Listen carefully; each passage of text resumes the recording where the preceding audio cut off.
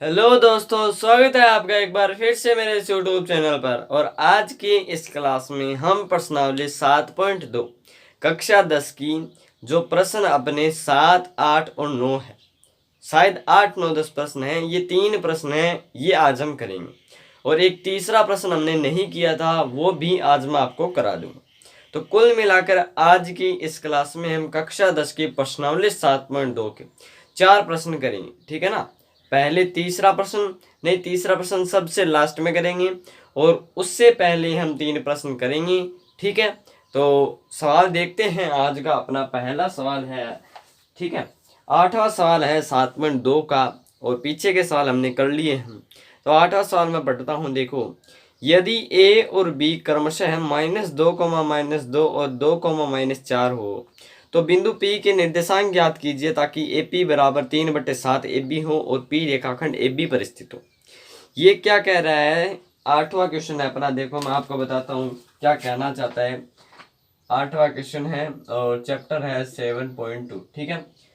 यदि A व B यानी A के निर्देशांक दे रखे हैं -2, -2 और B के निर्देशांक हमें दे रखे हैं 2, -4। ये दो बिंदु हैं और P के हमें निर्देशांक ज्ञात करने हैं। यदि यह जो P बिंदु है यह AB पर स्थित है, ठीक है। और एक संबंध दे रखा है कि जो AP है वो बराबर है 3/7 AB के, ठीक है। अब देखिए, बहुत ही सरल सा क्वेश्चन आपको दे रखा है, ज़्यादा हार्ड क्वेश्चन नहीं है। कुछ प्रोसेस करनी है और आंसर अपने आप भागकर आपके पास आएगा, ठीक है। देखिए, हमें दे रखा है ये जो AP है, AP कितनी रेखा है? AP ये पूरी रेखा है इतनी, ठीक है। ये AP जो है ये 3/7 है AB का, यानी इस पूरी AB का 3/7 है, ठीक है। तो हम AB को AP प्लस B लिख सकते हैं ना। AB को हम AP प्लस PB लिख सकते हैं। AP plus PB is equal to AB, ऐसे हम लिख सकते हैं।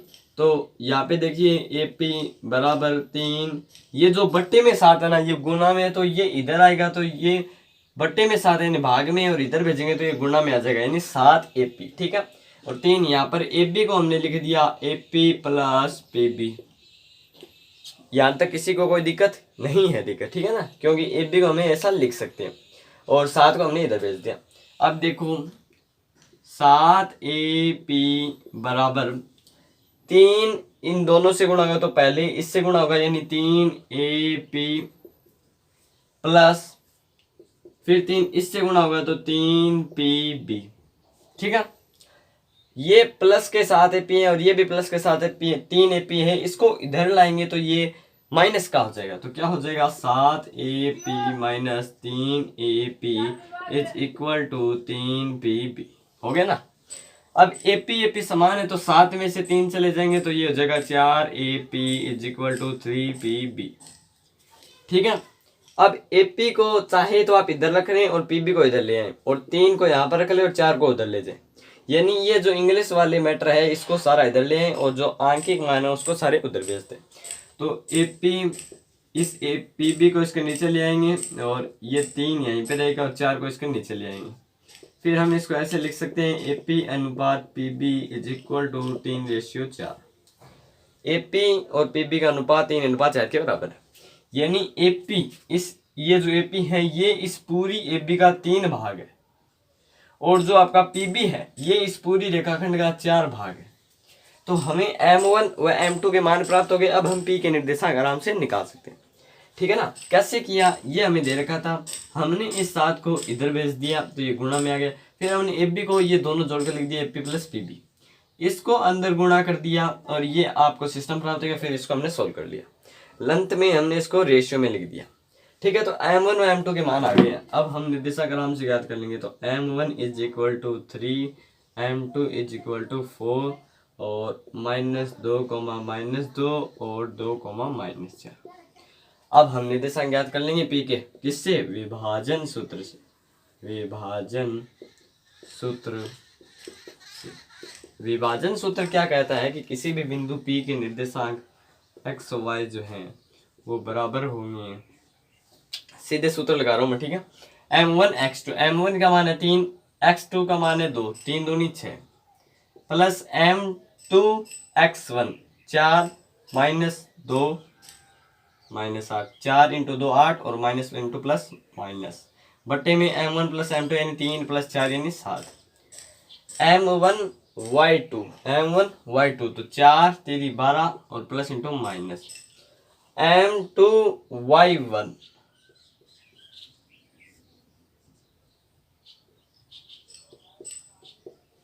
चूंकि सूत्र में प्लस होता है और ये 4 दूनी 8 यानी माइनस का। ठीक है, अब देखो P के निर्देशांक जो है x, y is equal to 6 में से 8 गई 2 किसके माइनस के, क्योंकि प्लस इंटू माइनस तो -2/7 -12 और -8 मिलकर हो गए -20/7।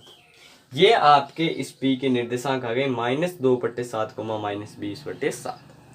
ज्यादा कुछ नहीं किया हमने, सिर्फ ये जो इतना मैटर है ना ये समझने वाली चीज है और इसमें ज्यादा कुछ समझने वाली चीज नहीं। ठीक है, तो या तो लिख लो या स्क्रीनशॉट ले लो और अदरवाइज आप वापस रिवीजन करें तब आपको आ जाए। ठीक है ना, ज़्यादा हार्ड क्वेश्चन नहीं, बहुत ही सरल से क्वेश्चन आपको दे रखे हैं। जब आप 11वीं में जाओगे तो आपको एकदम जो है फ्रेश टॉपिक मिलेगी, यानी अभी तो हम 9वीं में जो पढ़ गए हैं वो आपको मिल रहा है और जब आप 11वीं में जाओगे तो आपको एकदम नए टॉपिक मिलेंगे, एकदम तरोताज़ा टॉपिक। ठीक है ना, अभी तो हमें 9वीं का आधा कंटेंट मिल रहा है।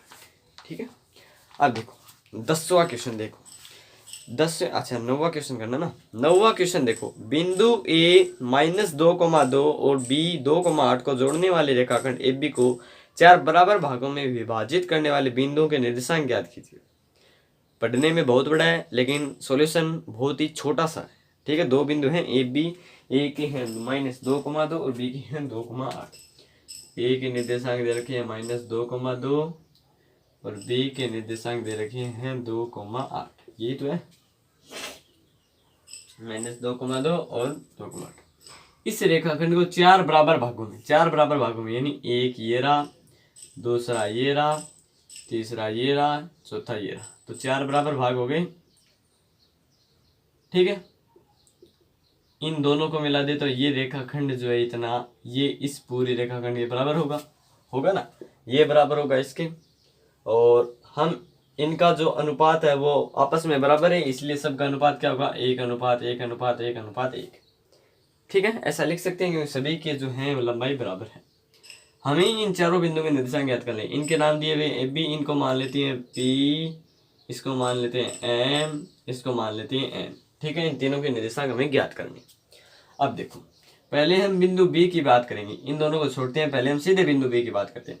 क्योंकि इस जो ये M बिंदु है इसके लिए M1 का मान कितना होगा, M1 का मान होगा, इन दोनों को जोड़ेंगे 1 + 1 2 रेशियो M, ये जो इन दोनों को जोड़ेंगे तो 2:2 इज इक्वल टू 1:1। यानी कहना क्या चाह रहा है कि जो इतना रेखाखंड है ये इतने रेखाखंड बराबर है, ये बात मैंने आपको पहले ही बताई है। तो बिंदु M के लिए जो देखिए ये रेखाखंड इस रेखाखंड के बराबर है, यानी जो M है वो AB का मध्य बिंदु है। क्या है, मध्य बिंदु। ये जो P है ये इसका मध्य बिंदु है और ये जो N है ये इसका मध्य बिंदु है। क्यों, क्योंकि ये दोनों खंड बराबर है। जब ये दोनों खंड, देखिए सीधी लाइन खींचता हूँ, बिंदु घटाता हूँ, ये दोनों रेखाखंड आपस में बराबर है तो ये जो है ना ये इस AB का मध्य बिंदु होगा ना, क्योंकि सभी आपस में बराबर है और हमने दो को मिला दिया। ठीक है ना, अब मैं आप वापस बिंदु अंकित कर देता हूँ, तो ये रेखाखंड इसके बराबर है, यानी M जो है वो AB का मध्य बिंदु है। इसको मिटाते हैं, देखिए लाइन लिखाता हूँ मैं, चूंकि AM is equal to MB, इसीलिए ये इसीलिए का निशान है ये चुंकी का। ठीक है, इसीलिए M AB का मध्य बिंदु। ठीक है, अब M AB का मध्य बिंदु है और हमें इन दोनों के निर्देशांक दिए हुए तो हम लिख देंगे मध्य बिंदु सूत्र से। मध्य बिंदु सूत्र क्या कहता है कि M के निर्देशांक जो हैं वो बराबर होंगे x1 + x2/2 y1 + y2/2। x1 + x2 तो 2 + -2 2 - 2 2 - 2 मान होता है 0 यानी 0/2 कोमा y1 + y2 8 + 2 10 10/2। ठीक है, 0,2 0, 10/2 5। तो m के निर्देशांक आपके क्या आ गए 0,5। m के निर्देशांक आ गए 0,5। ठीक है। अब इधर वाले रेखाखंड को छोड़ते हैं, इधर वाले रेखाखंड की बात करते हैं। ये रेखाखंड जो ना, इसके दो भाग है ना, एक ये रहा और एक ये रहा, दोनों आपस में बराबर है। तो हम लिख देंगे फिर से, चूंकि a p is equal to p m, इसीलिए जो P बिंदु है ये AM का क्या है, एक मध्य बिंदु है। ठीक है। वैसे भी ज्ञात कर सकते हैं आप, रेशियो को मिला करके इस बिंदु को ज्ञात करें तो पहले इसका रेशियो 1 हो जाएगा, इसका हो जाएगा 3, तो 1:3 M1 रेशियो M2 हो जाएगा। इसके लिए 2 रेशियो 2 हो जाएगा या 1 रेशियो 1 हो जाएगा। इसके लिए अगर बात करते हैं इस बिंदु के लिए तो 3 रेशियो 1 हो जाएगा। वैसे भी कर सकते हैं, वैसे ये शॉर्ट तरीका, ठीक है ना। तो P जो है वो AM का मध्य बिंदु है और इसीलिए मध्य बिंदु सूत्र से, मध्य बिंदु सूत्र कहता है कि किसी भी बिंदु यानी P के निर्देशांक जो है वो x1 + x2। अब x1 अब x2 और y2 बदले हैं, x1 y1 तो है ही, x2 और y2 बदल गए। अब ये काम नहीं लेंगे, ये लेंगे। तो -2, +0 -2/2, y1 + y2 यानी 7/2, 2 से 2 गया यानी 1 माइनस का और 7/2। तो P के निर्देशांक क्या गए -1, 7/2। दोनों के रेखा निर्देशांक ज्ञात कर लिया। अब इसका ज्ञात करना है। अब देखो, जो ये बिंदु N है ये इस BM का क्या है, मध्य बिंदु है ना। इसी तरह से इसको करेंगे, लिख देंगे चूंकि M1 MN = NB, इसीलिए NBM का क्या है, एक मध्य बिंदु है। ठीक है। लिख देंगे मध्य बिंदु सूत्र से, मध्य बिंदु का सूत्र होता है आपको पता है। तो n के जो निर्देशांक हो जाएंगे आपके वो हो जाएंगे x1 + x2 यानी 2/2, y1 + y2 यानी 5 + 8 यानी 13/2, 2 से 2 कट गया 1, 13/2। ये हमने तीनों बिंदु के निर्देशांक ज्ञात कर लिए। पहला बिंदु, दूसरा बिंदु, तीसरा बिंदु, तीनों बिंदु के निर्देशांक हमने ज्ञात कर लिए हैं। और इससे अच्छी तरीका यह है कि आप इस बिंदु को जो है 1:3 से ज्ञात करें, 2:2 से ज्ञात करें, फिर 3:1 से ज्ञात करें। ऐसे भी आप कर सकते हैं, लेकिन वो सवाल बहुत लंबा जाएगा। मैंने आपको एकदम शॉर्ट फॉर्म कराया, ठीक है ना। बढ़िया समझने का तरीका जो है वो एकदम शॉर्ट है। और बात करें अगर सफलता की, तो सफलता का कोई शॉर्टकट नहीं, उसके लिए आपको मेहनत करनी पड़ेगी। तो ये तो हमने क्वेश्चन का शॉर्ट किया, सफलता के लिए हम क्या करें, मेहनत करें। ठीक है ना। तो ये क्वेश्चन आप कर सकते हैं। और अभी मैं इसको मिटो देता हूँ। आप कुछ करना चाहे तो स्क्रीनशॉट लेना चाहे तो ले सकते हैं। अगला सवाल भी बहुत ही आसान क्वेश्चन है। ठीक है, मिटो देता हूँ मैं। कर लिया होगा आपने, ऐसी मेरी आशा है। आप आशा पर खरे उतरते हैं या नहीं उतरते हैं, ये आपके अपने दिल की बात है। ठीक है ना। जैसा भी कीजिएगा सबके लिए अच्छा, ठीक है ना। गांधी जी ने कहा है कि जब किसी विकास की परियोजना को लागू किया जाए तो उस परियोजना को यह ध्यान में रखते हुए की जाए कि समाज का सबसे गरीबी व्यक्ति को उससे लाभ। ये महात्मा गांधी ने अपने वक्तव्य में कहा है। ठीक है ना। तो वैसा ही काम हमें करना है। हमें अपने जीवन में कभी भी किसी दूसरे को जो है दुख नहीं पहुंचाना है। ठीक है ना। इस दुनिया में सब कुछ गोल है, जो चीज आप इधर से फेंकोगे वो उधर से वैसे ही आपको मिलेगी। 10वां सवाल देखिए। 10वें सवाल में दे रखा है, एक समचतुर्भुज का क्षेत्रफल ज्ञात कीजिए जिसके शीर्ष इसी क्रम में 3,0, 4,5, -1,4 और -2, -1 है। ठीक है। ये 4 बिंदु हमें दिए हुए हैं और ये किसके शीर्ष है, ये एक समचतुर्भुज के शीर्ष है।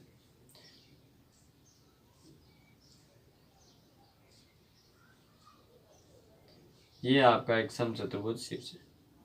ठीक है। ये आपका एक समचतुर्भुज है, ABCD मान लीजिए, ABCD। इसके निर्देशांक हमें दे रखे हैं इसी क्रम में, इन क्रम को नहीं बदलना, यानी इसको हम यहाँ से नहीं ला सकते, हमें इसी क्रम में लिखना है। अगर हम यहाँ से लिखना स्टार्ट करते हैं तो हमें इस लाइन से चलना है या ऐसे चलना है, हमें ऐसे नहीं चलना कि यहाँ से ऐसे, हमें ऐसे चलना है या ऐसे चलना है। 3,0 4,5 -1,4 और -2,-1। हमें इस समचतुर्भुज का क्षेत्रफल ज्ञात करना है। अब क्षेत्रफल का सूत्र क्या होता है समचतुर्भुज के क्षेत्रफल का? तो समचतुर्भुज के क्षेत्रफल का स्क्वायर होता है 1/2 गुणा विकर्णों का गुणनफल। अब विकर्णों का गुणनफल क्या होता है? तो विकर्णों का गुणनफल, विकर्ण क्या होता है? विकर्ण होता है सम्मुख शीर्षों का, सम्मुख शीर्षों को मिलाने वाली रेखा को हम क्या कहते हैं? विकर्ण। यानी एक तो विकर्ण ये रहा, एक विकर्ण ये रहा। तो हमें इसका क्षेत्रफल ज्ञात करने के लिए हमें विकर्ण चाहिए। पहला विकर्ण है BD, दूसरा है AC। हमें इन दोनों के मान चाहिए, तो हम इनके मान निकालेंगे दूरी सूत्र से, क्योंकि यहाँ पे तो दूरी सूत्र काम में आएगा ना, दूरी निकाले। तो AC का मान निकालते हैं पहले। AC यहाँ पे लिख देते हैं हम, क्षेत्रफल होगा 1/2 विकर्ण यानी AC गुणा विकर्ण दूसरा यानी BD। इन विकर्णों के गुणनफल का आधा क्या होता है? इसका क्षेत्रफल होता है। ठीक है, अब हमें AC ज्ञात करनी है और BD ज्ञात करनी है।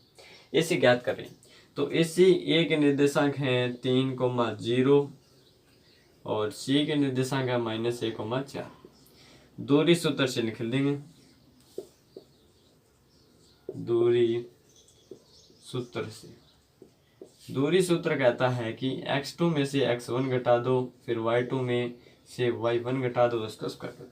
तो 3 में से या -1 में से माइनस कर दो 3, तो -1 में से -3 करोगे तो ये हो जाएगा -4। 4 में से 0 घटाओगे तो ये हो जाएगा 4।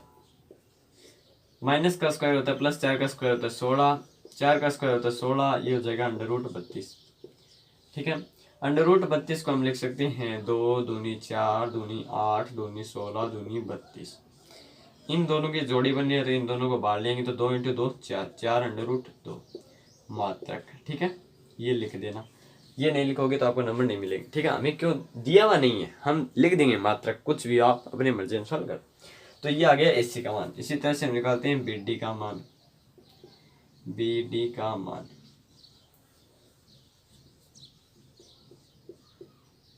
BD के निर्देशांक ये रहे। ठीक है, 4,5 और -2,-1। तो x2 में से x1 यानी -2 में से -4 हो गया तो ये हो गया -6। -1 में से -5 हो गया तो ये फिर से हो गया -6। माइनस की स्क्वायर प्लस होती है, आपको सबको पता है। तो 6 की स्क्वायर 36 + 36 = √72। ठीक है, 72। 72 को हम लिख सकते हैं 36 × 2 और 36 होता है 6 का स्क्वायर, तो हम इसे लिख सकते हैं 6√2 मात्रक। ठीक है, यूनिट का होता है मात्रक। तो ये अपने दोनों विकर्णों की क्या निकाली? मान निकाल लिए। एक का 4√2 यहाँ पे रख देंगे, एक है BD वो हम यहाँ पे लिख देंगे। तो देखो ये एरिया आ जाएगा समचतुर्भुज का 1/2 4√2 गुणा 6√2। ठीक है, 4 को 6 से किया तो ये हो गया 24, √2 को √2 से किया तो ये हो गया 2/2। 2 से 2 कट गया, आपका जो क्षेत्रफल आएगा वो आएगा 26 मात्रक। ठीक है, ये आपका क्या आ जाएगा? क्षेत्रफल आ जाएगा। कैसे आया ये मैंने आपको बता दिया है कि समचतुर्भुज का जो क्षेत्रफल होता है वो आपका होता है ये। इसके लिए हमें दोनों विकर्णों की जरूरत पड़ेगी। विकर्णों के मान हमने यहाँ से निकाल लिए, फिर हमने मान रख दिए, अपने आप आ जाएगा। ठीक, अब 11वां क्वेश्चन करते हैं। बहुत ही सरल सा क्वेश्चन आपको दे रखा है, कुछ नहीं कहा है। ठीक है, ध्यान से देखना। ठीक है, आपके स्कूल में खेल कूद क्रियाकलाप आयोजित करने के लिए एक आयताकार मैदान ABCD, ध्यान से देखना। ये आपको आकृति दी हुई है साइड में, ये आपकी एक आकृति है आयताकार। ठीक है, यहाँ पे आप मान सकते हैं, देखो मैं आपको दिखाता हूँ, ये आप मान सकते हैं आपका y एक्स है और ये आप मान सकते हैं आपका x एक्स है। ठीक है, यहाँ से देखिए AD के अनुदिश यानी समांतर परस्पर 1 मीटर की दूरी पर 100 गमले लिखे गए हैं। AD कहाँ पर है? AD आपकी रही ये रही, जहाँ पर मैं जो लाइनें खींच रहा हूँ ये है आपकी AD। साइज बड़ा कर, ये देखिए ये रही आपकी AD, ये है आपकी AD। इस एडी पर जो है एक एक मीटर की दूरी पर, यहाँ पे देखिए 1 2 3 4 ऐसे एक एक मीटर की दूरी पर 100 गमले रखे गए हैं। कितने? 100। जैसा कि आकृति में 7.12 में दर्शाया गया है, निहारिका दूसरी पंक्ति यानी एक्स एक्स पर भी ऐसे लाइनें चल रही हैं 2 3 4 5 ये लाइन है। तो निहारिका इस दूसरी पंक्ति में पंक्ति एडी के 1/4 यानी इस पूरी जो पंक्ति है एडी का 1/4 यानी पूरी पंक्ति कितनी है? 100। देखो वापिस से समझाता हूँ मैं, ठीक है, पूरा मिटो के। पूरी पंक्ति कितनी है हमारी? पूरी पंक्ति है हमारी 100। तो 100 का 1/4, 100 का 1/4 क्या आ जाएगा आपका? 25। तो निहारिका का एक्स एक्स का मान तो है वो पंक्ति का मान यानी दूसरी पंक्ति में, और वाई एक्स का मान क्या आ जाएगा? वाई एक्स का आ जाएगा 25। क्यों आ जाएगा? क्योंकि वो एडी के 1/4 के भाग बराबर दौड़ी है। तो एडी की लंबाई 100 सेंटीमीटर और 100 का 1/4 यानी 25। तो इस निहारिका की जो वाई एक्स का मान है वो आ जाएगा 25। तो इसके निर्देशांक हो जाएंगे 2,25। ठीक है, ये था निहारिका के लिए। बात करते हैं प्रीत की। वहाँ एक हरा झंडा गाड़ देती है, जो निहारिका है वो हरा झंडा गाड़ती है। प्रीत 8वीं पंक्ति यानी इसका एक्स एक्स का मान क्या है? 8। पंक्ति में एडी के 1/5, एडी का पूरा मान है 100, 100 का 1/5 होता है 20। तो इस प्रीत का वाई एक्स का मान हो गया 20। तो इसके पूरे निर्देशांक क्या हो गए? 8,20 दौड़ती है। और वहाँ एक रेड झंडा जो है फ्लैग जो है गाड़ देती है। दोनों झंडों के बीच की दूरी यानी इन दोनों के बीच की जो दूरी है ना, जो इन दोनों के बीच का डिस्टेंस है वो हमें ज्ञात करना है। वो हम ज्ञात करेंगे दूरी सूत्र से। आगे आपको सॉल्यूशन मिलेगा। यदि रश्मि को एक नीला झंडा इन दोनों झंडों को मिलाने वाले रेखाखंड पर ठीक आधी दूरी पर गाड़ना हो तो उसे अपना झंडा कहाँ गाड़ना चाहिए? ये दूसरा प्रश्न। तो इसके लिए हम इस बिंदु और इस बिंदु का मध्य बिंदु निकालेंगे। कब कैसे निकालेंगे? वो निकालेंगे हम मध्य बिंदु सूत्र से। मिड पॉइंट फार्मूले से हम निहारिका व प्रीत के मध्य का बिंदु निकालेंगे और फिर हमारा सॉल्यूशन करेंगे। तो सॉल्यूशन आगे है, देखो। अब आपको समझ में आ गया होगा स्क्रीन पर, ठीक है। अब मैं आपको सीधा सोल्व करा देता हूँ तीसरा प्रश्न। तो निहारिका के निर्देशांक क्या हो गए आपके? निहारिका के निर्देशांक हो गए आपके 2,25, ठीक है। प्रीत के क्या हो गए? प्रीत के हो गए 8,20, ठीक है। और इसका झंडा है ग्रीन यानी हरा और इसका है रेड, ठीक है। इन दोनों के बीच में हमें क्या ज्ञात करना है? एक नीला झंडा ज्ञात करना है और इन दोनों के बीच की दूरी हमें ज्ञात करनी है। प्रश्न आपको सारा समझा दिया। तो दूरी ज्ञात करनी है तो हम दूरी ज्ञात करेंगे GR जी नाम दे देते हैं प्रीत से लाल झंडे से हरे झंडे के बीच की दूरी, ठीक है, RG। दूरी सूत्र से ज्ञात करेंगे, ये दोनों झंडों के बीच की दूरी हो जाएगी, ठीक है। 8 में से 2 गई 6, 6 की स्क्वायर। 20 में से 25 गए -5 -5 की स्क्वायर। 6 की स्क्वायर होती है 36, 5 की स्क्वायर होती है 25। दोनों को जोड़ा तो हो जाएगा आपका 61। 5 से 11, 3 2 5 1 6 √61 सेंटीमीटर है क्या? आगे वो लगा देना, ठीक है। जो कुछ भी हो सेंटीमीटर है शायद, वो लगा देना। तो ये इन दोनों के झंडे के बीच की दूरी आ जाएगी। अब हमें कहा है कि इन दोनों के बीच में एक झंडा गाड़ना, तो वो कहाँ पर डालना चाहिए? तो वो देखिए, हमें कहा गया है कि इन दोनों का जो मिड पॉइंट है ना, मध्य बिंदु, वो हमें ज्ञात करना है। तो मिड पॉइंट फार्मूले से हम लिख देंगे, मिड पॉइंट फार्मूला यानी मध्य बिंदु सूत्र से हम लिख देंगे x1 + x2 यानी 8 + 2 यानी 10/2, y1 + y2 यानी 45/2। 10/2 का होता है 5 और इसका हो जाएगा 2 दूनी 4, ये हो गया 5, 22.5। तो x एक्स पर तो हमारी पंक्तियां चल रही है और y एक्स पर हमारी क्या चल रही है? लंबाई चल रही है। तो जो झंडा गाड़ना चाहता है इन दोनों के बीच में, वो नीला झंडा कहाँ पर गड़ा जाएगा? वो 5वीं पंक्ति में। x एक्स पर क्या चल रही है? पंक्तियां। तो वो 5वीं पंक्ति में 22.5 सेंटीमीटर पर जाकर हमें झंडा गाड़ना है। ये तीसरे क्वेश्चन का सॉल्यूशन है। बहुत ही अच्छा सॉल्यूशन है। क्वेश्चन लंबा है, परीक्षा में आने की संभावना बहुत ही कम है, यानी गणित की भाषा में इसकी जो प्रोबेबिलिटी है वो बहुत ही न्यूनतम है। न्यूनतम यानी 1/9 है, ठीक है ना, बहुत ही न्यूनतम। तो ये आपका क्वेश्चन था, समझा मैंने दिया था और सॉल्यूशन आपको बता दिया, ठीक है। तो धन्यवाद दोस्तों, और ऐसे ही अपना प्यार बनाए रखें।